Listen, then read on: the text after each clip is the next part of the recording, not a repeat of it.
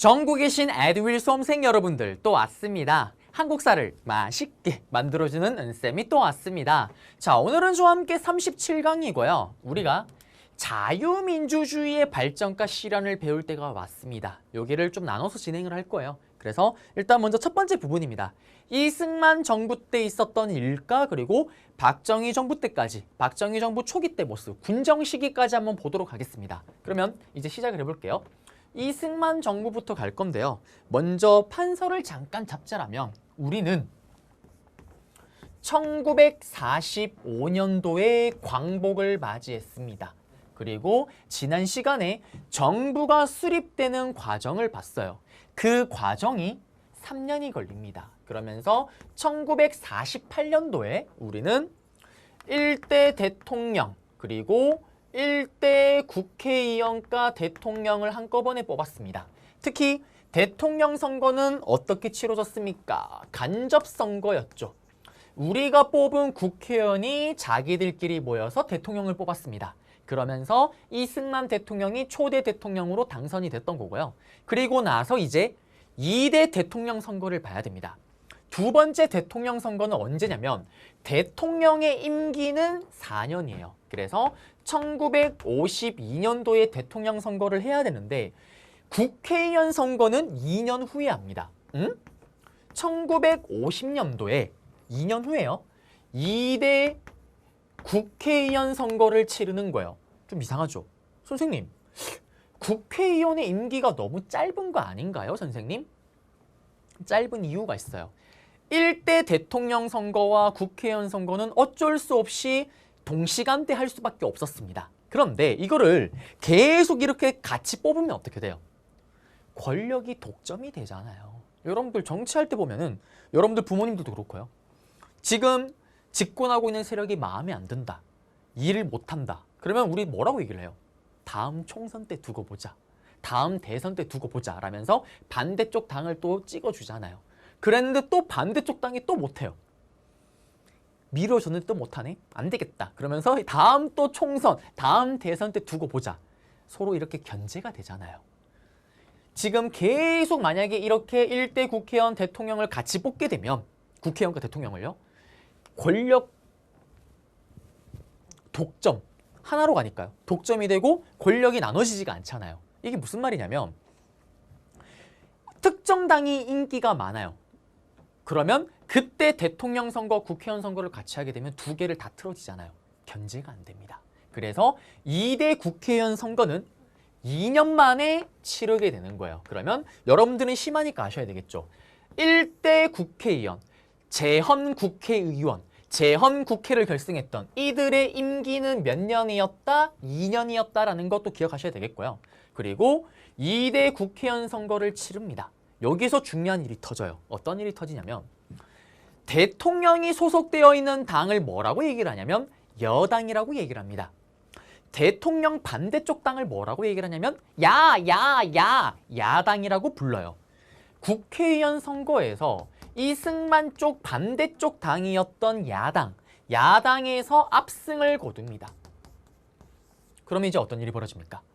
우리나라는 대통령을 간접 선거로 뽑잖아요. 그러면 2대 대통령 선거도 이후에 치러질 2대 대통령 선거도 대통령 간선제인데 지금 반대쪽 당에서 압승을 거뒀으면 이들이 자기들끼리 모여서 대통령을 뽑을 거 아니에요. 그러면 당연히 이승만이 될 수가 없겠죠. 이승만 대통령이. 그러면 어떡합니까? 헌법을 뜯어 고쳐야 됩니다. 그런 것들이 시험에 나오는 거예요. 자, 이승만 정부는 시험에 나오게 되면 어떻게 나오냐? 이승만 정부 때 있었던 개헌, 헌법을 어떻게 뜯어 고쳤냐? 이런 것들이 이승만 정부 때 있었던 일이다라는 걸 시간 순서대로 사건을 나열할 수가 있어야 되고요. 그리고 각각의 개헌 같은 경우는 시험에 단독으로 나오기도 합니다. 그 첫 번째 개헌이 뭐냐면 바로 발췌 개헌이에요. 발췌 개헌의 의미는 뭐냐면 이승만 대통령이 자기한테 필요한 것만 슉슉슉 뽑았다라고 얘기하십니다. 얘기가 아니고 슉슉슉 뽑았다라고 생각하시면 됩니다. 그러면 이 발췌 개헌의 핵심이 뭡니까? 지금 대통령 직선제로 가서는 승산이 1도 없잖아요. 승률을 높이기 위해서는 국민들이 대통령을 뽑아야 됩니다. 그래서 이 발췌 개헌의 핵심이 뭐냐? 기존의 대통령 간선제를 대통령 직선제로 바꾸자라는 게 발췌 개헌의 핵심입니다. 그러면 반대쪽 야당에서는 어떻게 나올까요? 당연히 반대를 하겠죠. 왜?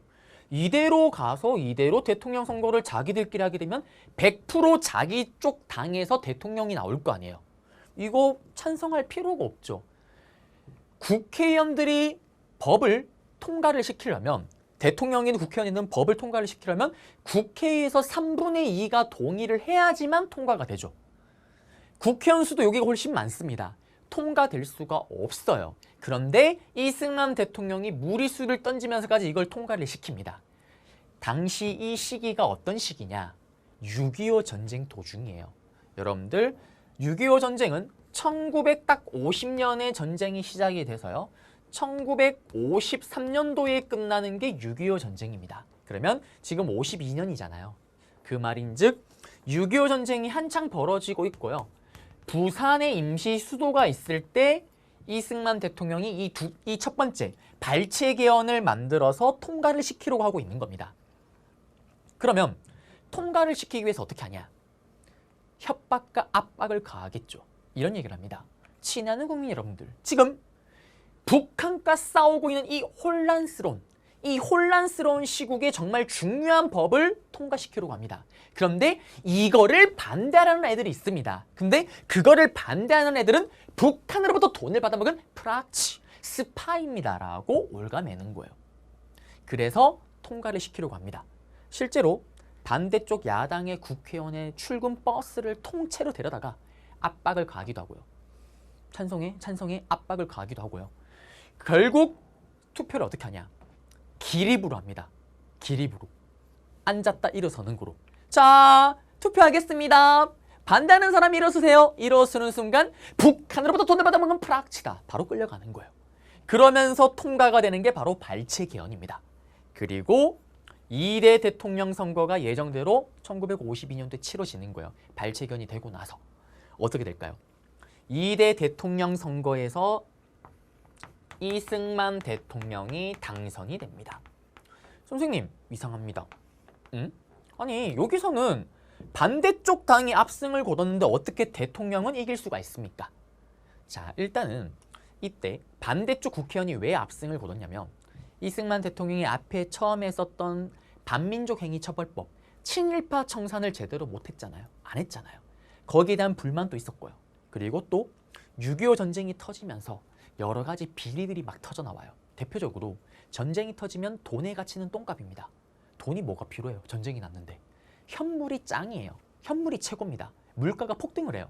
그때 전쟁이 터지게 되면 역시 제일 중요한 거는 군인들의 먹는 식량을 보급하는 게 제일 중요합니다. 그래서 저 같은 장교가 식량을 이렇게 받으면은 그거를 제 밑에 있는 병사들에게 보급을 해야 되는데 이거를 몰래 쓱싹 하는 거예요.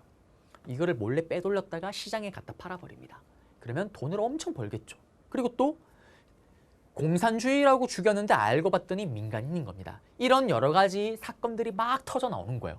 그러면서 국민들이 반대쪽 국회의원을 대거 뽑았던 겁니다.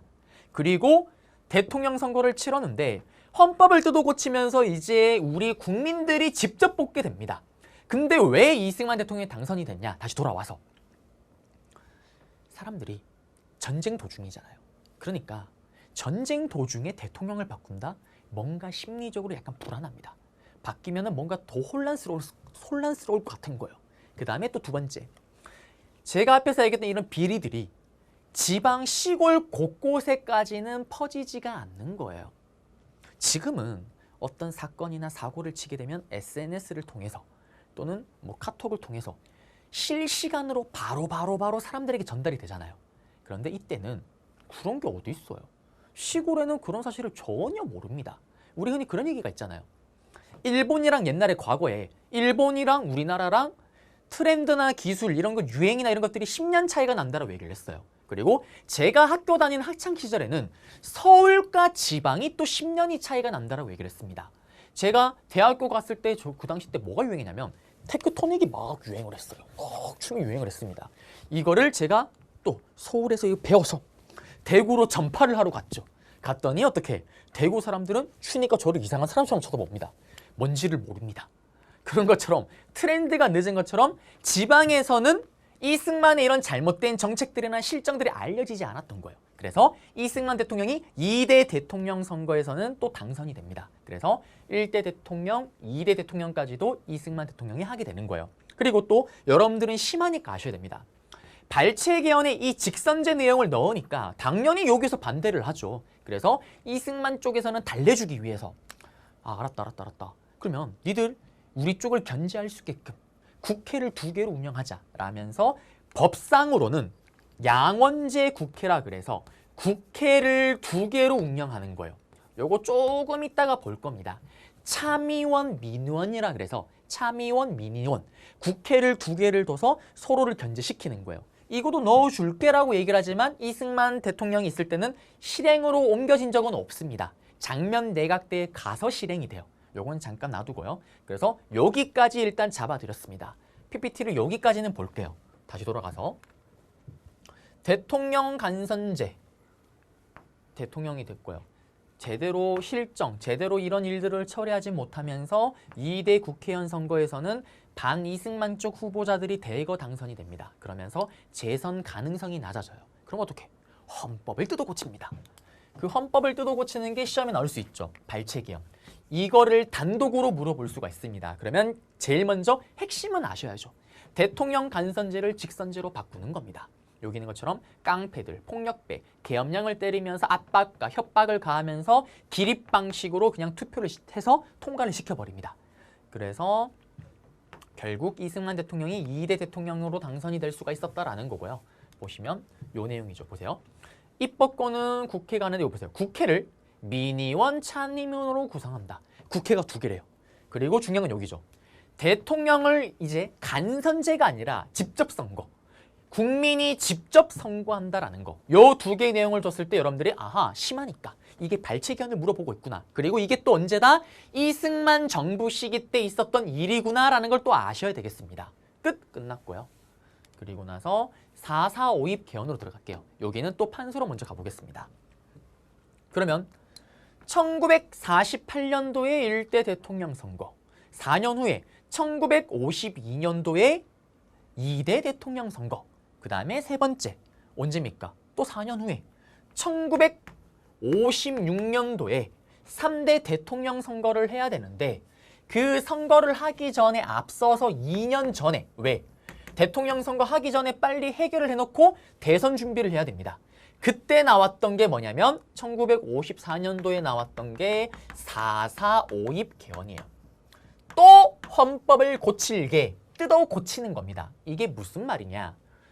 우리나라는 헌법상 대통령에 대한 규정이 하나가 있습니다.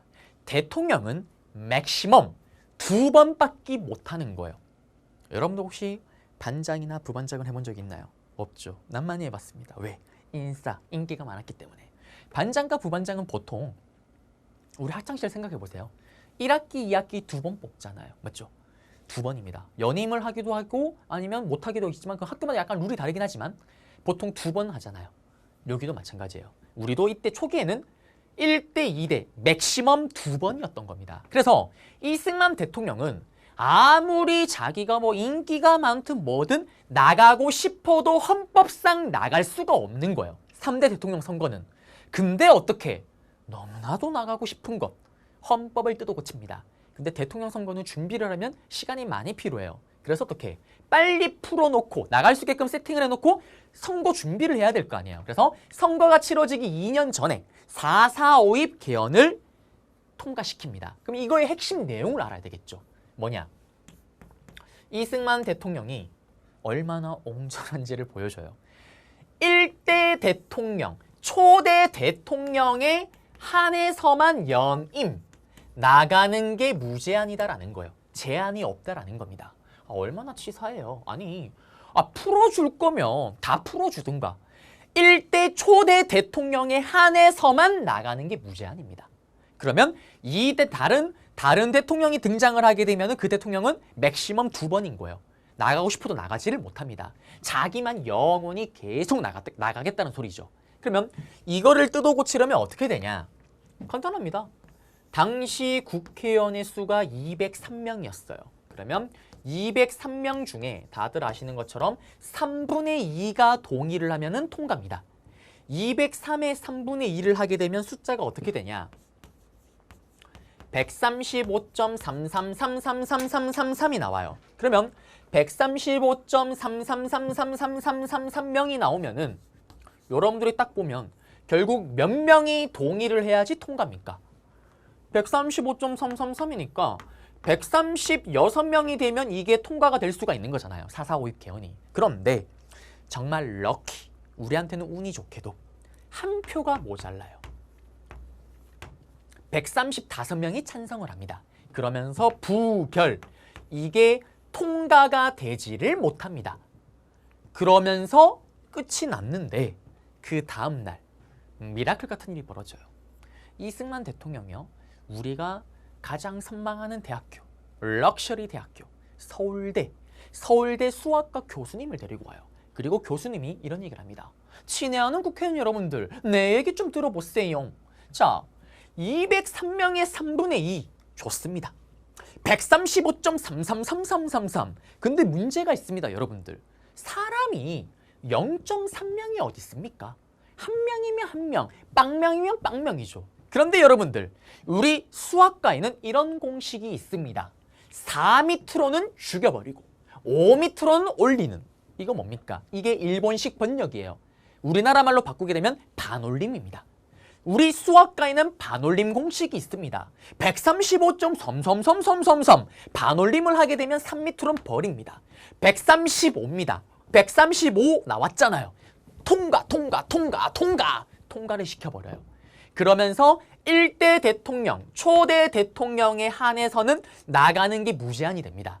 그러면서 52일을 기준으로 4년 후 1956년도에 바로 3대 대통령 선거를 치르게 되는 거고, 이때 또 이승만 대통령이 출마를 하게 됩니다.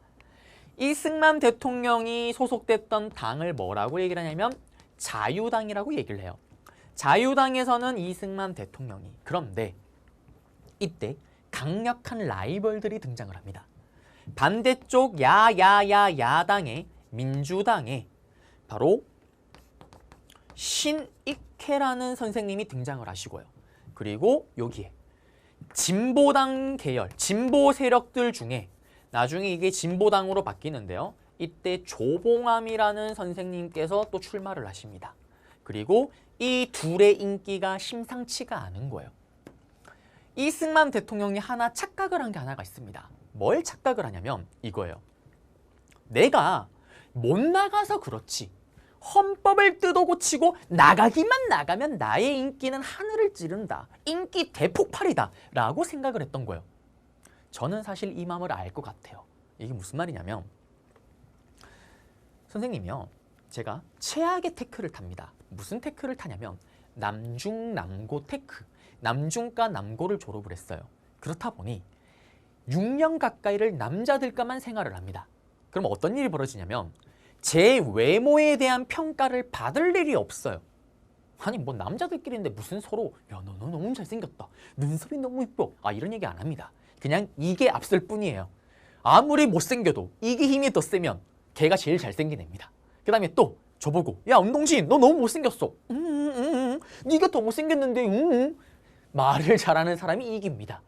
그러면 저에 대한 외모의 평가는 누구로부터만 들을까요? 저의 어머니, 저의 할머니. 그렇습니다. 객관성이라고는 1도 없는 눈을 가지신 분. 저희 할머니께서요, 제가 학창시절에 중학교, 고등학교 때 항상 하시던 말씀이 있습니다. 뭐였냐면 그때는 TV에 가장 핫했던 드라마 배우가 누가 있었냐면요, 우리는 지금 정혜인, 아니면 박보검 같은 인물들이 로맨틱 드라마의 주연을 맡잖아요. 그때는 지금도 잘생긴 거로는 거의 손에 꼽히는 장동건 아저씨가 그때는 로맨틱 드라마 주인공을 맡고 이럴 때입니다. 그 장동건이 TV에 나올 때 할머니가 장동건 봐라, 우리 동진이랑 좀 닮았다고. 와 우리 동진이 장동건 닮았다고. 미안해요, 미안해요. 어쨌든 어릴 땐 그랬어요. 그랬더니 문제는 또 뭐냐? 저희 어머니께서 할머니 그 얘기를 듣고 어머니께서 맞죠 어머님 우리 아들 동진이 너무 잘생겼죠. 제가 봐도 좀 그런 것 같아요 라고 얘기를 합니다. 그러면서 할머니 그때 또 했던 말이 또 있어요. 동진이는 대구에서 안 크고 서울에서 컸으면 연예인 됐을 거라고. 그래요. 미안합니다. 근데 걱정하지 마세요. 유일하게 객관성을 잃지 않으신 분이 한 분 있었습니다. 저의 아버지. 아버지가 뭐라고 할까요? 어머니, 엄마, 정신 좀 차리소. 눈에 찌짐 붙였습니까? 눈에 파전 붙였습니까? 아니다. 제가 무슨 장동건인데. 길 가다 제 장동건 닮았다 돌 맞는다고. 맞아요. 돌 맞습니다. 큰일 나요. 그런데 사람은 긍정적이잖아요. 뭐 외모로 평가받을 일이 없으니까요. 그래서 저는 사실 할머니 말을 믿고 싶었고 믿었습니다. 저는 장동건이랑 약간 동급인 줄 알았어요. 그리고 어떻게? 걱정하지 마세요. 현실을 깨닫는데 시간이 얼마 걸리지 않습니다. 드디어 대망의 대학생이 됐습니다. 그리고 꿈에 그리던 첫 소개팅을 나가게 된 거예요. 소개팅을 나갔을 때 여대생과 함께, 여학생과 함께요. 약속을 잡았습니다. 원래는 점심을 같이 맛있게 먹고 저녁까지 놀기로 했었는데 저를 딱 보더니 여학생이 커피 먹자고. 배부르다고. 그래서 배가 많이 부른가 보다. 커피를 먹더니 그 다음에 갑자기 급한 약속이 생겼다고. 집을 가버렸습니다. 그래요. 그때 살짝 감이 왔죠. 제가 또 눈치는 좀 빠르거든요. 난 오징어 볼인가? 못생긴 건가? 뭐지? 그리고 결정타가 있습니다. 처음으로 이제는 미팅에 나가게 된 거예요. 그 미팅의 수는 5대 5였습니다. 선생님 너무 많은 거 아니에요? 저 때는 그렇게 좀 많이 나가는 게 유행이었어요. 5대 5로 나갔는데 사실 좀 고민을 했습니다. 어떤 고민? 전날에 저는 그때까지도 약간 좀 잘생겼다 생각을 했기 때문에 여학생이 5명들이 날 놓고 싸우면 어떡하지? 그러면 좀 혼란스러운데? 어떡하지? 미안해요. 김칫국 100사발 아예 김칫국을 통째로 들어 마셨습니다. 그리고 나갔어요. 충격적인 사건이 벌어집니다.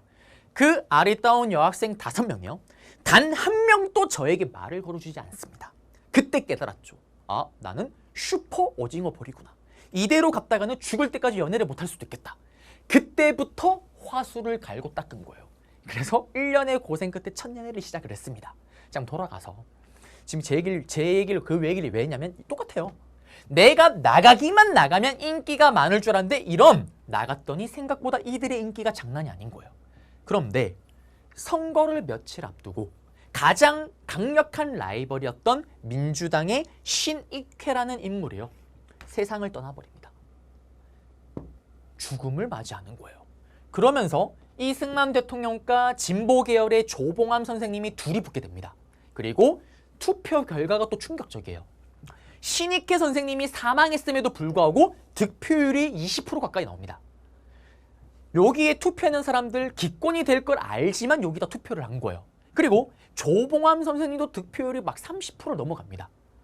이승만 대통령이 당선이 되긴 했지만 어떤 생각을 할까요? 저처럼 현실을 깨닫는 거예요. 이건 내가 그렸던 그림이 아닌데? 내가 생각보다 인기가 없네? 다음 대통령 선거에서는 위험할 수도 있겠다. 내가 질 수도 있겠다라는 불안감에 빠집니다. 그러면서 어떻게 되냐? 이 3대 대통령 선거에서 이승만 대통령이 당선이 되지만 이 직후에 본인의 독재 체제를 강화시키는 정책을 펼칩니다. 첫 번째, 가장 유력한 라이벌 유망주 조봉암. 조봉암은 북한으로부터 돈을 받아먹은 프락치다. 간첩 혐의를 씌워서 죽여버립니다. 이게 진보당 사건이에요. 라이벌 아예 제거해버립니다. 그리고 본인이 뭐만 하면은 까는 기사를 실었던 경향신문 문 닫아버려요. 그 다음에 신국가보안법이라 그래서요. 본인에게 저항, 대통령을 모독하거나 이러면 징역을 때릴 수 있게끔 세팅을 합니다. 그러면서 독재 체제를 강화시켜 나가는 거예요. 그리고 이거는 뭐 따로 시험에 나오진 않지만 이 당시 때 동아시아에서 가장 큰 동상이 우리나라에 있었습니다.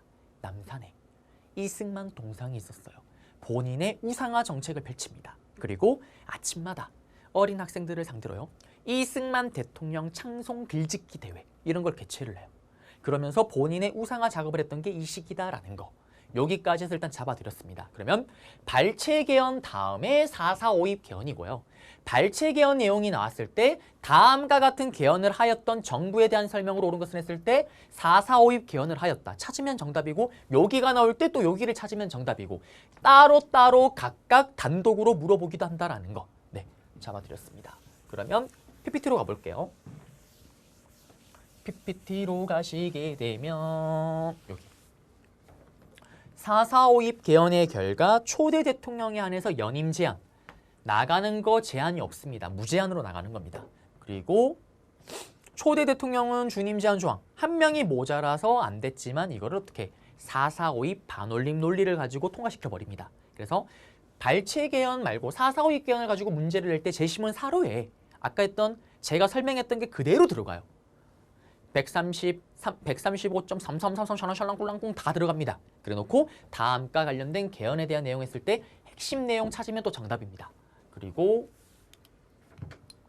그리고 나서 치러진 3대 대통령 선거에서 우리는 대통령을 뽑을 때 부통령도 같이 뽑아요. 그러면서 대통령에는 이승만 대통령이 당선이 되고요. 신익회 선생님은 선거를 얼마 앞두고 돌아가시고요. 그리고 조봉암 선생님은 새롭게 떠오르는 라이징 선 많은 득표를 합니다. 그리고 부통령에서는 반대쪽 야당이었던 민주당의 장면 선생님이 당선을 하십니다. 자, 그리고 나서 이제 어디로 가냐? 여기는 3대 대통령 선거 때 모습이에요. 장면과 신익회, 못 살겠다, 갈아보자. 그러자 이승만 쪽에서는 갈아봤자 별거 없다. 이런 구호를 내세우기도 하는 거고요. 그리고 4.4.5입 개헌 이후입니다. 그리고 선거 이후죠. 3대 대통령이 되고 나서. 진보당 사건. 진보당 사건 또 이승만 정부 때 있었던 사건이다라는 걸 아셔야 되겠고요. 경향신문 폐간, 신국가보안법 이거 전부 다 이승만 정부 때 있었던 일이다라는 것만 아시면 돼요. 그리고 4.4.5입 개헌 내용입니다. 보세요. 보시면 1차 준임할 수 있대요. 그 다음에 대통령에 한해서 근데 이 헌법 공포 당시 대통령은 어떤 조항도 적용받지 않는데요. 요걸 줬을 때 여러분들이 4.4.5입 개헌인 걸 알고 또 푸셔야 됩니다. 그리고 나서 4.19 혁명이에요. 한번 또 가볼게요. 옆으로 가셔서 우리는 1948년도에 정부가 수립됐고요. 그리고 2년 후에 다시 이때 1대 대통령, 1대 국회의원 그리고 4년 후에 2대 대통령 선거를 치렀습니다. 그리고 이때 승리를 위해서 우리는 발췌 개헌을 하는 걸 봤어요. 그리고 4년 후에 1956년도에 3대 대통령 선거가 치러집니다. 이때 나가기 위해서 54년도에 4.4.5입 개헌을 하는 걸 또 봤습니다. 그리고 이제 마지막 1960년에 뭘 해야 됩니까? 4대 대통령 선거를 치러야 되잖아요. 이때는 뭐 나가는데 아무 문제가 없습니다. 헌법을 고칠 필요가 없죠. 그냥 나가면 되니까. 자유당의 후보자로 이승만 대통령이 또 출마를 합니다. 그리고 앞에 있던 진보당 사건으로 조봉암을 비롯한 진보 계열의 사람들은 다 아작이 나버렸잖아요. 그러면서 반대쪽 여당이었던 민주당에서만 후보가 나옵니다. 그 후보가 조봉옥 선생님이세요. 그런데 이 조봉옥 선생님도요. 신익회 선생님과 마찬가지로 선거를 며칠 앞두고 세상을 떠나십니다. 죽음을 맞이하세요. 그러면서 이승만 대통령은 4대 대통령 선거는 단독으로 출마를 하게 됩니다. 나가기만 나가면 그냥 당선인 거예요. 그러면 이때 4대 대통령 선거의 가장 중요한 핵심은 뭐냐? 어차피 이승만 대통령은 나가기만 나가면 당선입니다. 그런데 중요한 게 뭐냐면 부통령이에요. 부통령. 우리 앞에서 계속 부통령도 뽑았잖아요. 자유당에서는 붕붕이 아저씨 이기붕 선생님을 계속 부통령 후보로 냈습니다. 그런데 계속 패배를 했던 거예요.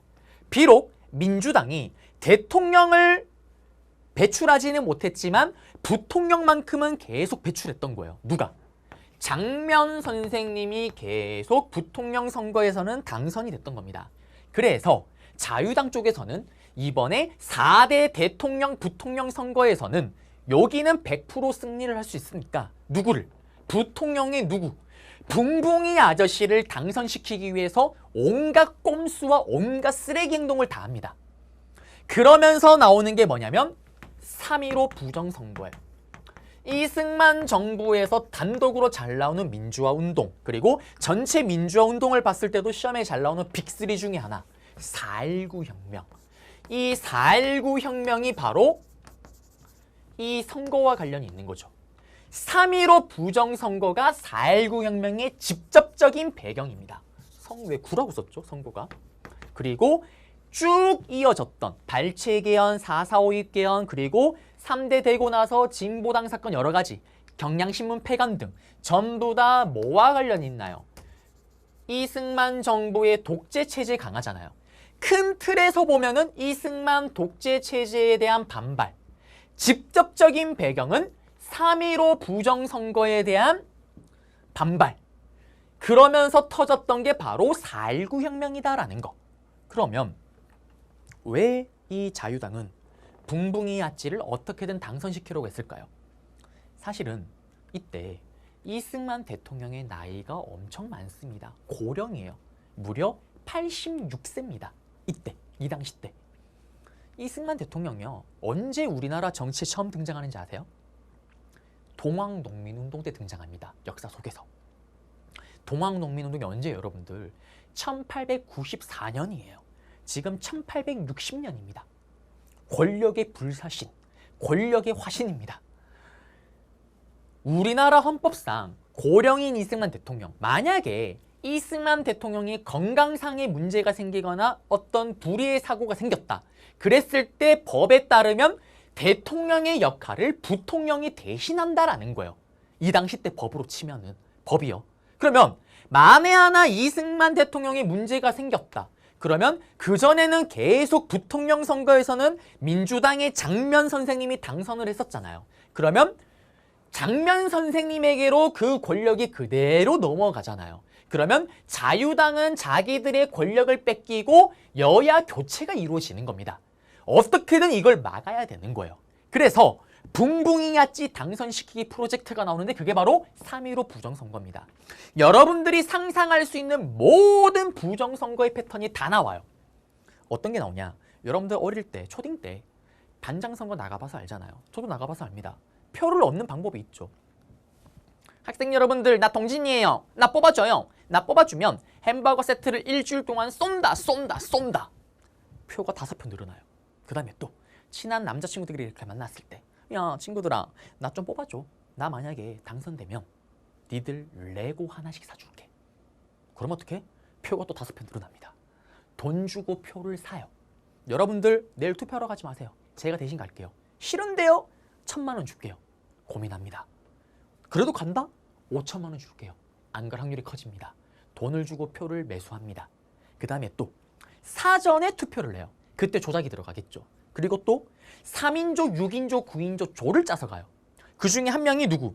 붕붕이 아저씨 빠입니다. 이승만 쪽 사람인 거예요. 딱 보고 있다가 장면을 찍었다. 종이를 찢습니다. 이기붕을 찍을 때까지 계속 종이를 주는 거예요. 그러면서 선거가 치러집니다. 결과가 어떻게 됐을까요? 결과가 웃긴 일이 벌어져요. 한 반에 30명이에요, 여러분들. 그러면 몇 표가 나와야 됩니까? 30표가 나와야지 정상이잖아요. 그런데 50표가 나오는 거예요. 어떤 지역에는 붕붕이 아저씨 이기붕 선생님의 득표율이 120%를 찍습니다. 말도 안 되잖아요. 급하게 막 표를 줄여요.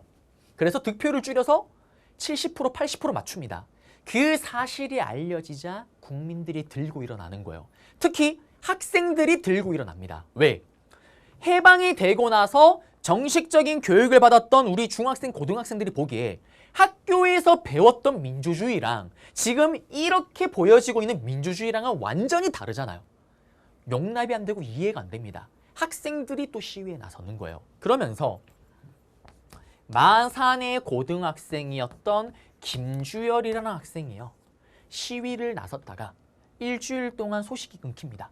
그리고 일주일 만에 마산 앞바다에서 시신으로 동동동동 떠오릅니다.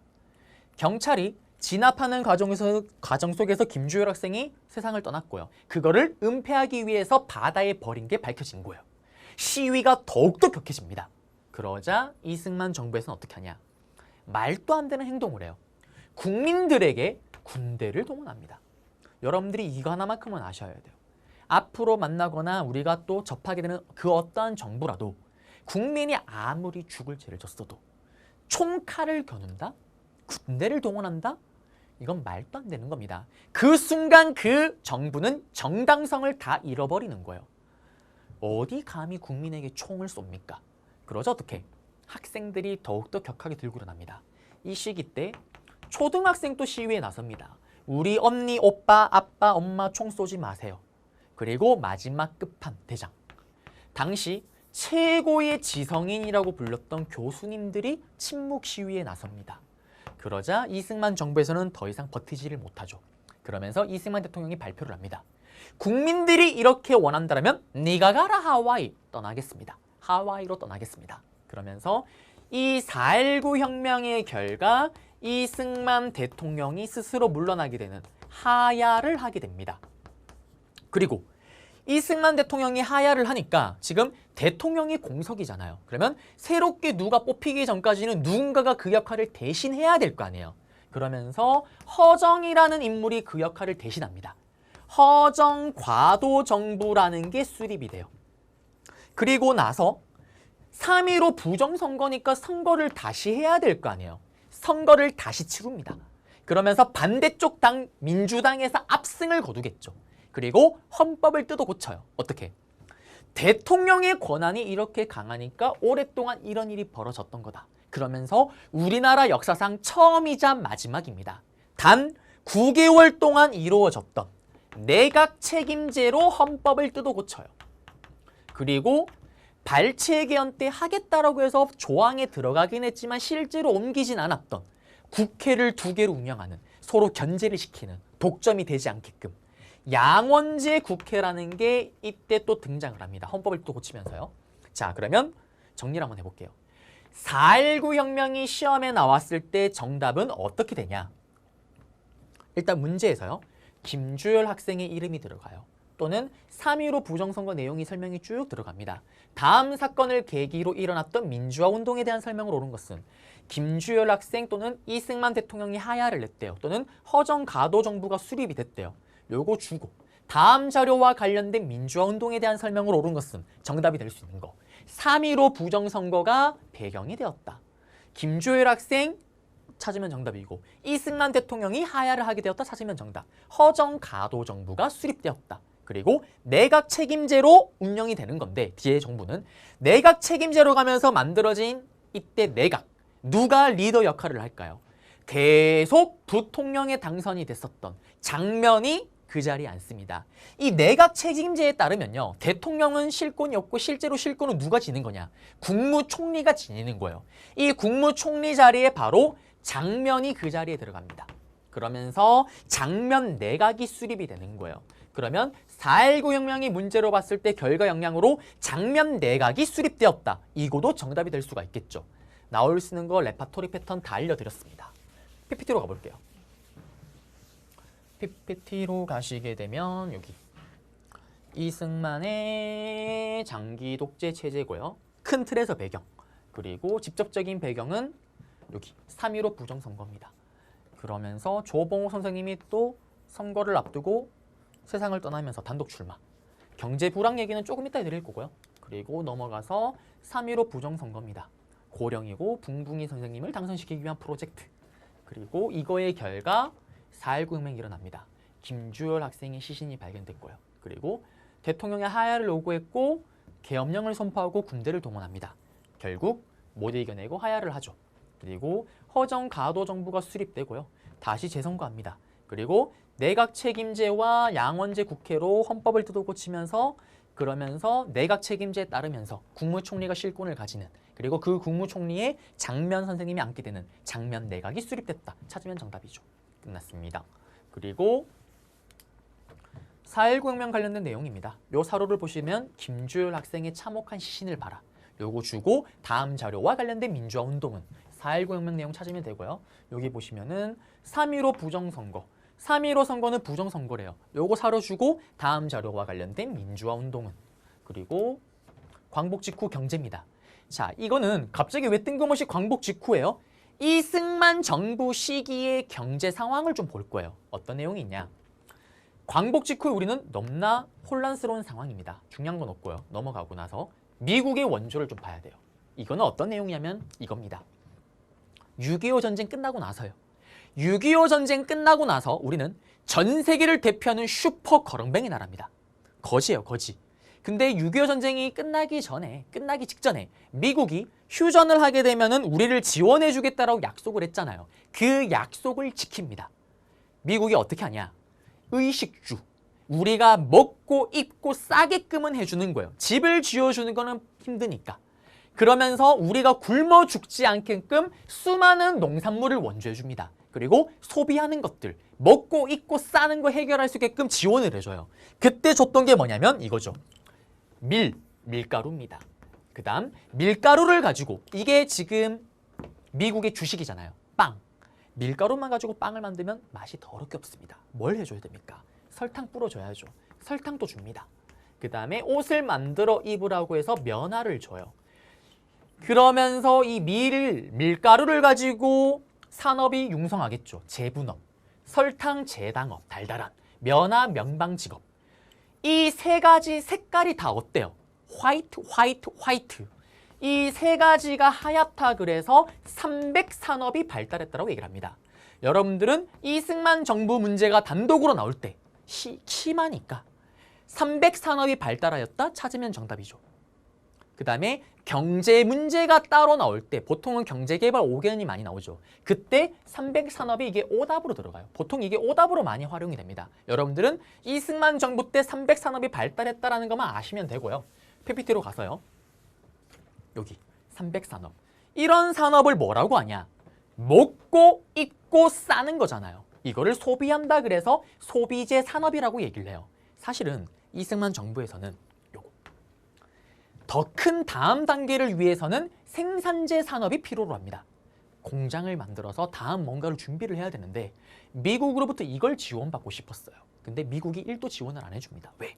미국의 입장에서 볼 때는 우리는 슈퍼 거렁뱅이 나라.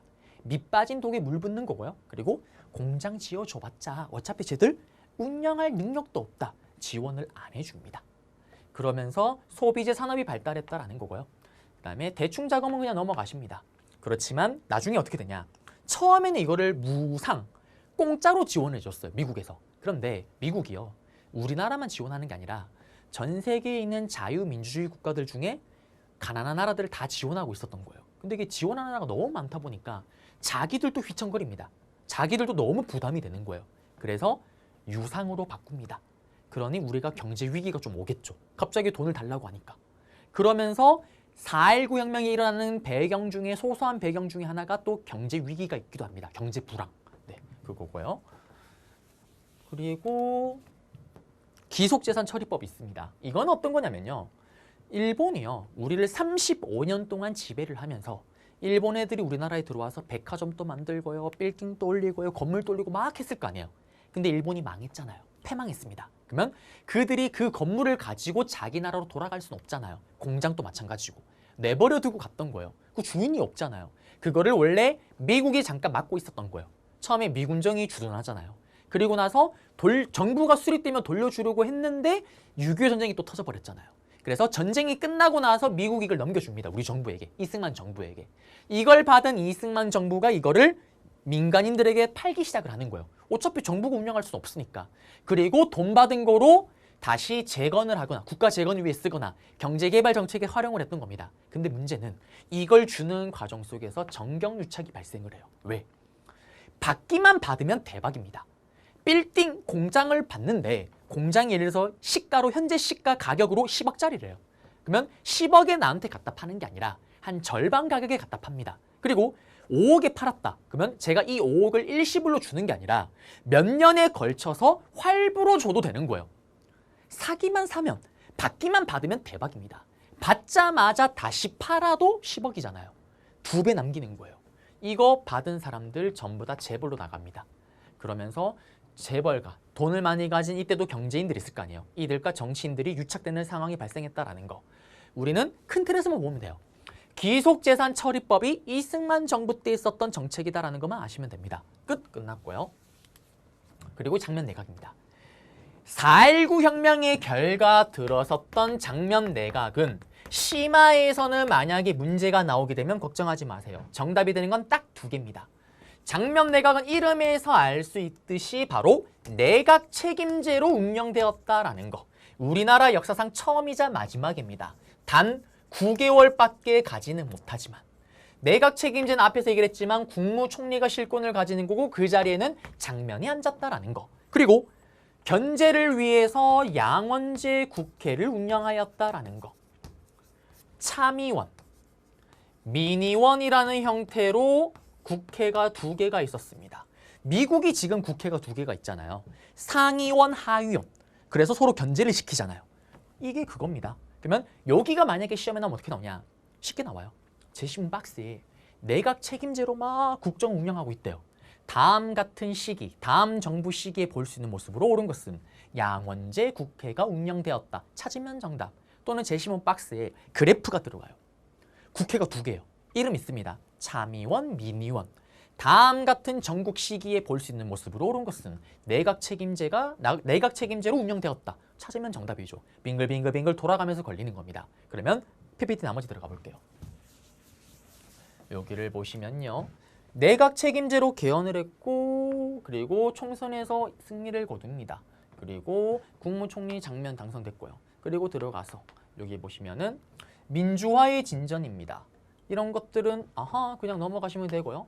국가보안법, 경향신문 이거 다 이승만 쪽에서 자기들 독점을 위해서, 독재를 위해 손댔던 거잖아요. 이거 다시 원상복구시키는 거고요. 그 다음에 통일운동 쪽은 민간 차원에서 활발하게 통일운동이 이루어집니다.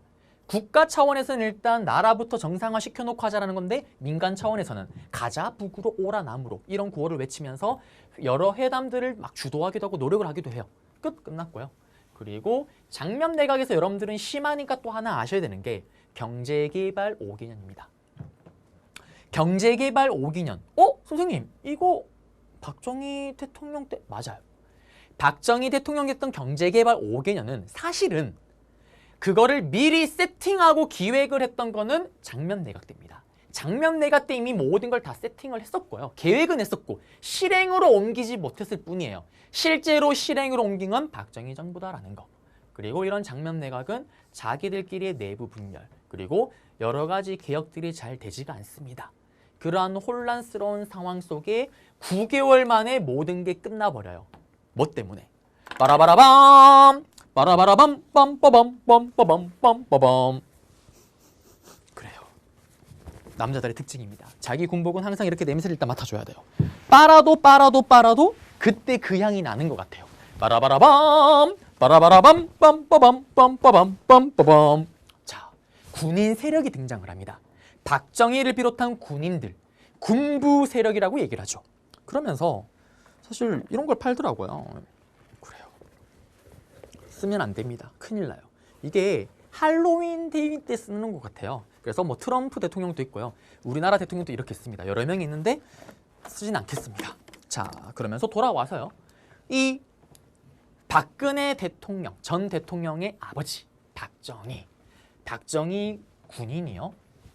군대 세력을 끌고 와서 쿠데타를 통해서 권력을 틀어집니다. 그게 바로 5.16 군사정변이에요. 오늘은 여기까지만 하고 끝을 낼 건데요. 자, 시험에는 어떻게 나오냐.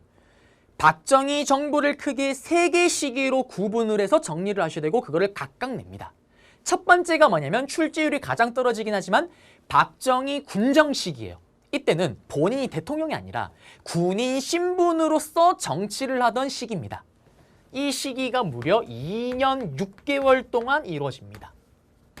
2년 6개월 동안 군인이 정치하는 시기라 그래서 이 시기를 군정 시기라고 얘기를 해요. 그리고 본인이 대통령 선거를 통해서 합법적으로 이제 정부를 수립하고 대통령이 됩니다. 그때를 박정희 정부 시기라고 얘기를 해요. 그때를 또 문제를 내요. 그리고 그 다음이 뭐냐? 대통령이 시인이 되는, 자기가 모든 걸 다 틀어지게 되는 유신체제, 유신헌법, 유신체제 시기를 또 단독으로 물어봐요. 그래서 각각 시기를 여러분들이 구분해서 정리를 하셔야 되고 좀 쉽게 나오면 간혹 가다가 크게 보면 다 박정희 인물과 관련된 거잖아요.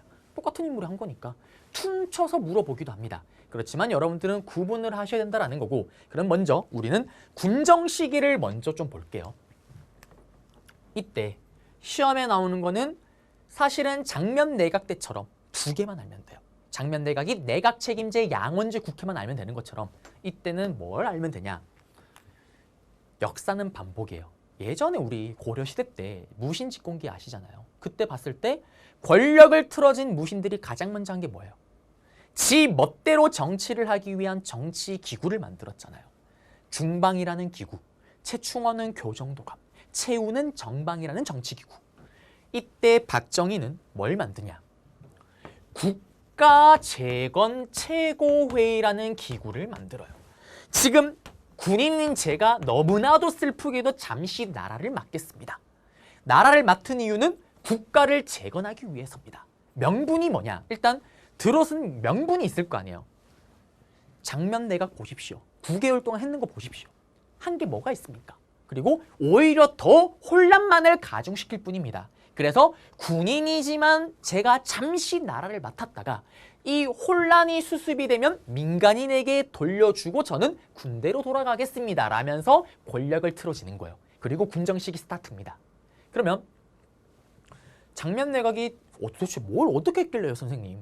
실제로 장면 내각 때요. 여러 가지 정책을 발표하고 정책을 하려고 했을 거 아니에요. 그런데 그때마다 반대하는 세력들이 다 시위에 나서는 거예요. 4.19 혁명 때 그거를 다 기억하고 있는 겁니다. 4.19 혁명은 우리 시민들, 국민들의 힘을 모아서 정권을 바꾸는 거잖아요. 그리고 장면 내각은 어떻게 보면 우리 국민들이 만들어준 정부입니다. 그리고 장면 내각에서 어떤 정책을 한다고 하니까 우리도 그렇잖아요. 지금도 우리 정부가 어떤 정책을 한다고 했을 때 그전 정부도 마찬가지지만 모든 정책에 모든 사람이 100% 찬성하고 동의를 할 수가 있어요? 사람 생각이 다 다른데 어떻게 100%가 나옵니까? 반대하는 세력들, 사람들마다 4.19 혁명 때를 생각하면서 일단 나가보는 거예요. 그걸 명분으로 내세웁니다. 이 혼란스러운 시기에 북한이 쳐들어오면 어떡합니까? 제가 잠시 맡겠습니다. 그러면서 국가재건최고회의를 만들고 입법부, 사법부, 행정권을 다 틀어집니다. 국회를 초월해버리는 거죠. 그리고 나서 또 만든 게 뭐냐? 중앙정보부입니다. 중앙정보부라는 걸 만들어요. 이렇게 권력을 틀어진 세력들이 가장 두려워하는 게 뭘까요? 본인이 역으로 당하는 거예요. 본인처럼 또 다른 군인이 권력을 틀어줄 수가 있잖아요. 그러면 그거를 사전에 알고 다 잡아버려야 될 거 아니에요. 그러려면 정보가 필요합니다. 그 정보를 획득하기 위해서 만든 게 중앙정보부예요. 이게 지금 또 있습니다. 여러분들이 잘 아는 지금의 국정원이 중앙정보부입니다. 시험에는 어떻게 나올까요? 요거 두 개가 빙글빙글 돌아가면서 정답으로 들어가고 제시문으로 들어갑니다. 캐릭터가 나와요. 어머나, 군인들이 지금 2년 6개월 동안 정치를 하고 있다네. 국가재건최고회의를 만들었대. 중앙정보부 찾으면 정답이에요. 중앙정보부가 들어가 있습니다. 그러면 국가재건최고회의를 찾으면 정답이겠죠. 앞에 봤던 장면 내각처럼 빙글빙글 돌아가면서 정답으로 들어갈 겁니다. 그래서 여기까지 잡아드렸고 PPT로 가볼게요. PPT로 가시게 되면은 여기 장명정부의 무능 배경에는 그리고 6.25 전쟁 이후에 군인 세력이 성장을 했고요. 박정희를 비롯한 일부 군인들이 권력을 틀어집니다. 그러면서 우리는 국가적인 위기, 이때 북한이 쳐들어오면 어떡합니까? 반공! 반공산주의를 외치면서 혁명 공약을 발표하고요. 그리고 국가재건최고회의를 설치를 합니다. 그리고 군인들이 정치를 한다 그래서 군정 시기 2년 6개월 동안 이어지게 되는 거예요. 그리고 만든 게 중앙정보부입니다. 얘기를 했잖아요. 쿠데타, 다른 세력이 똑같은 방법으로 또 이런 식으로 권력을 틀어질 수가 있기 때문에 믿을 수가 없는 거예요. 저는 이거 알아요. 뭘 하냐면 제 친구 중에 한 명이, 남자친구 중에 한 명이요. SM에서 아이돌 연습생까지 하던 친구가 있습니다. 진짜 잘생겼어요. 제가 아는 민간인 중에 얼굴 넘버 원입니다. 제가 그 얼굴이 되려면 환생을 한 100번 해야 될 것 같아요. 얼굴 그냥 뼈 구조 자체가 다릅니다. 그 친구도 결국 데뷔를 못하긴 했는데 저는 그 친구랑 좀 친해서 이렇게 얘기를 하다 보면 충격적인 장면을 목격한 적이 있어요. 말로만 들었던 커뮤니티 사이트에서 한 번씩 이렇게 뜨는 거, 존잘남의 인생. 워낙 잘생겼다 보니까 생일 때 같이 술을 먹은 적이 있는데 그때 진짜 딱 12시가 되니까요. 카톡이 빗발을 칩니다. 전화도 빗발을 쳐요. 다 여자예요. 오빠 생일 축하해. 오빠 뭐하고 있어요? 사실 너무 부러웠습니다. 저는 실제로 그런 걸 처음 봤어요. 제 친구 중에 다른 친구는 절대 그럴 리가 없거든요. 여자친구가 있으면 천만 다행입니다. 근데 그 친구가 또 자기가 잘생긴 걸 알아요. 그리고 여자친구를 만나도 여자친구가 연락이 안 되면 의심을 해요. 왜? 맨날 이 친구가 다른 여자랑 이렇게 만나고 하니까. 혹시 내 여자친구도 딴 남자 만나는 거 아니야? 불안해합니다. 불안해하는 거예요. 그 불안을 잡으려면 정보를 틀어줘야 된다. 여기는 중앙정보부. 그리고 나머지를 보시게 되면은 뭐 이런 것들. 정치활동 정합법, 뭐 반공정책 강화하고요. 비판 세력은 탄압하고요.